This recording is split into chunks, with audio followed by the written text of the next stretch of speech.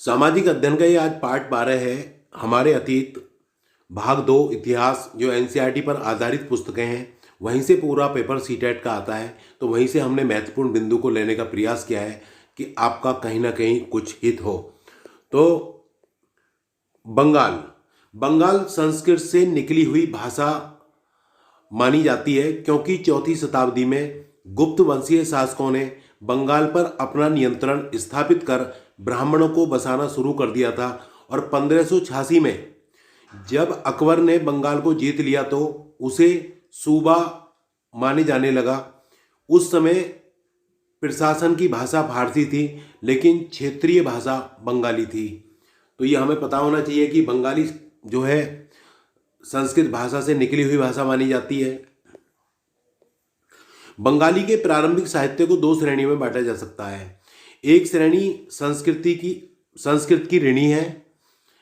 इसमें संस्कृत महाकाव्य के अनुवाद, मंगल काव्य, भक्ति साहित्य शामिल है। और दूसरी श्रेणी संस्कृत से स्वतंत्र है। एक तो संस्कृत की ऋणी है और एक दूसरी क्या है, संस्कृत से स्वतंत्र है। इसमें नाथ साहित्य शामिल है, जैसे मीनामती गोपीचंद के गीत, धर्म ठाकुर की पूजा से संबंधित कथाएं। तो एक संस्कृत की ऋणी है, दूसरी संस्कृत से स्वतंत्र है। 16वीं शताब्दी में मुगलों ने बंगाल पर नियंत्रण कर ढाका नगर में अपनी राजधानी स्थापित की। यहाँ ऐसा माना जाता था कि समुदाय के नेताओं के पास अलौकिक शक्तियां हैं। स्नेह और आदर से लोग इन्हें पीर कहते थे। इन्हें लोग क्या कहते थे? पीर कहते थे। पीर फारसी भाषा का शब्द है, जिसका अर्थ है आध्यात्मिक मार्गदर्शक। आध्यात्मिक मार्गदर्शक। तो पीर किस भाषा का शब्द है? फारसी भाषा का शब्द है। बंगाल में साधारण ईंटों और गारे से अनेक मंदिर निम्न सामाजिक समूहों जैसे कालू, जिसे हम तेली कहते हैं, कंसारी, घंटा धातु के कारीगर आदि के समर्थन से बने थे। तो बंगाल में साधारण ईंटों और गारों से अनेक मंदिर निम्न सामाजिक समूह जैसे कालू, तेली कहते हैं, कंसारी, घंटा धातु के कारीगर आदि के समर्थन से बने थे। बंगाल के मंदिरों की विशेषताएं। यहाँ के मंदिर छप्परदार झोंपड़ियों की तरह दो चाला होता है, 2 छतों वाले, या चौचाला 4 छतों वाले होते थे। अपेक्षाकृत अधिक जटिल चौचाला और ढांचे में 4 त्रिकोणीय छतें 4 दीवारों पर रखी जाती थीं, जो ऊपर एक तिरछी रेखा या एक बिंदु तक जाती थी। आमतौर पर एक वर्गाकार चबूतरे पर बनाए जाते थे और उनके भीतरी भाग में कोई सजावट नहीं होती थी। बाहरी दीवारें चित्रकारियों, सजावटी टाइलों से सजी होती थी। एक 2 चाला छप्परदार झोपड़ी, ये देखिएगा, ये 2 चाला है।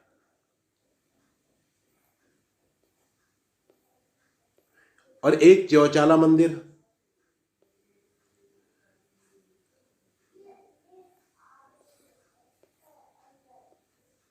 बंगाल के बांकुरा जिले में विष्णुपुर के मंदिर में ऐसी सजावटें अत्यंत उच्च कोटि तक पहुंच चुकी थी। बंगाल के बांकुरा जिले में विष्णुपुर के मंदिरों में ऐसी सजावटें अत्यंत उच्च कोटि तक पहुंच चुकी थी। विष्णुपुर मंदिर में मिट्टी की एक पटिया, विष्णुपुर मंदिर में मिट्टी की एक पटिया, ये देखो, ये मिट्टी की है। मिट्टी की एक पटिया दिखाई गई है जो कि विष्णुपुर के मंदिर में है। बंगाल में मछलियों की उपयोगिता। बंगाल एक नदीय मैदान है। यहाँ मछली और धान की उपज अधिक होती है। बंगाली साहित्य में भी मछली का उल्लेख अधिक मिलता है। मंदिरों और बौद्ध विहारों की दीवारों पर भी मछलियों को साफ करते हुए और टोकरी में भरकर ले जाते हुए दिखाया गया है। ब्राह्मणों को सामिस भोजन करने की अनुमति नहीं थी, लेकिन बृहद्धर्म पुराण, बंगाल में रचित 13वीं शताब्दी का संस्कृत ग्रंथ ने स्थानीय ब्राह्मणों को कुछ खास किस्म की मछली खाने की अनुमति दे दी। कुछ खास किस्म की मछली खाने की अनुमति दे दी, नहीं तो ब्राह्मण को मतलब इस तरह का भोजन करने की अनुमति नहीं थी। विजयलक्ष्मी मंदिर में मिट्टी का एक फलक आराम बाग। विजयलक्ष्मी मंदिर में मिट्टी का एक फलक आराम बाग, देखिएगा, ये मिट्टी का बना हुआ है। दिल्ली पर ईरान के शासक नादिर शाह ने 1739 में आक्रमण किया और अफगान शासक अहमद शाह अब्दाली ने 1748 से 1761 के बीच 5 बार उत्तरी भारत पर आक्रमण किए और लूटपाट मचाई। तो पता कर सकते हैं नादिर शाह ने कब आक्रमण किया, अहमद शाह अब्दाली ने कब किया, और इन्होंने खूब लूटपाट मचाई थी। दिल्ली के अभिजात, कुलीन और अमीर व्यक्ति दो बड़े गुटों में बटे हुए थे, ईरानी और तुरानी। तुरानी तुर्की मुगल बादशाह अहमद शाह और शाह आलम द्वितीय को उनके अभिजातों ने अंधा कर दिया था। अहमद शाह और शाह आलम द्वितीय को उनके अभिजातों ने अंधा कर दिया था। अभिजात का मतलब कुलीन और अमीर व्यक्ति दो गुटों में बटे हुए थे, ये बताया मैंने अभी आपको। 18वीं शताब्दी के राज्यों को 3 समूह में बांटा जाता है। पुराने मुगल प्रांत में अवध, सादत खान, बंगाल, मुर्शीद कुली खान, हैदराबाद, निजाम उल मुल्क, आसफ जहाँ।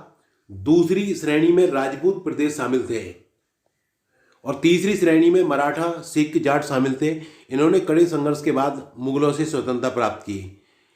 जोधपुर के राजा अजीत सिंह गुजरात के सूबेदार थे और अम्बेर के सवाई राजा जयसिंह मालवा के सूबेदार थे। लेकिन जयसिंह ने जयपुर में अपनी नई राजधानी स्थापित की और 1722 में आगरा की सूबेदारी ले ली अम्बेर के शासक सवाई जयसिंह ने दिल्ली, जयपुर, उज्जैन, मथुरा और वाराणसी में 5 खगोलीय वेधशालाओं का निर्माण किया। जंतर मंतर के नाम से विख्यात इन वेधशालाओं में खगोलीय पिंडों के अध्ययन हेतु कई उपकरण हैं। तो ये अम्बेर के शासक सवाई जयसिंह ने किया था, जंतर मंतर के नाम से। सिख 10वें गुरु गोविंद सिंह ने 1699 में खालसा पंथ की स्थापना की। 10वें गुरु थे सिखों के। 1708 में गुरु गोविंद सिंह की मृत्यु के बाद खालसा ने मुगल सत्ता के खिलाफ विद्रोह किए और उन्होंने बाबा गुरु नानक और गुरु गोविंद सिंह के नाम वाले सिक्के गढ़वाए और 1715 में मुगल सत्ता का नेतृत्व कर रहे बंदा बहादुर को बंदी बनाकर 1716 में मार दिया। जो मतलब मुगल सत्ता का नेतृत्व कर रहा था, बंदा बहादुर को बंदी बनाकर मार दिया। 18वीं शताब्दी में सिखों ने अपने आप को पहले जत्थों में और बाद में मिसलों में संगठित किया। इन जत्थों और मिसलों की संयुक्त सेनाएं दल खालसा कहलाती थी। तो पता होना चाहिए कि सिखों ने मतलब पहले जत्थों में और बाद में मिसलों में संगठित किया, और जत्थों और मिसलों की संयुक्त सेना को क्या कहते थे? दल खालसा कहलाती थी। खालसा दल बैसाखी और दिवाली के पर्व पर अमृतसर में मिलकर बैठक करते थे।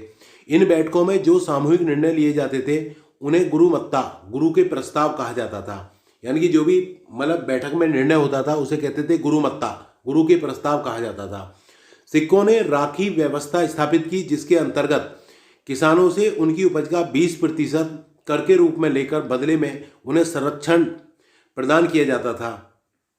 तो ये सिखों ने राखी व्यवस्था स्थापित की थी। जो किसान होते थे 20% मतलब टैक्स के रूप में लेते थे और उनको संरक्षण प्रदान किया जाता था। महाराणा रणजीत सिंह ने 1799 में लाहौर को अपनी राजधानी बनाया। महाराजा रणजीत सिंह ने 1799 में लाहौर को अपनी राजधानी बनाया। शिवाजी ने शक्तिशाली योद्धा परिवारों देशमुखों की सहायता से एक स्थायी राज्य मराठा की स्थापना की। शिवाजी के उत्तराधिकारियों के शासनकाल में पेशवा प्रधानमंत्री के रूप में अपनी सेवाएं देते थे। पेशवा जो थे प्रधानमंत्री के रूप में सेवाएं देते थे। पुणे मराठा राज्य की राजधानी थी। पुणे जो है मराठा राज्य की राजधानी थी। शिवाजी का जन्म 1630 में शाहजी और जीजाबाई से हुआ।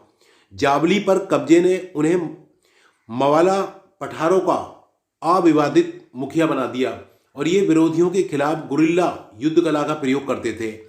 गुरिल्ला युद्ध कला का प्रयोग करते थे।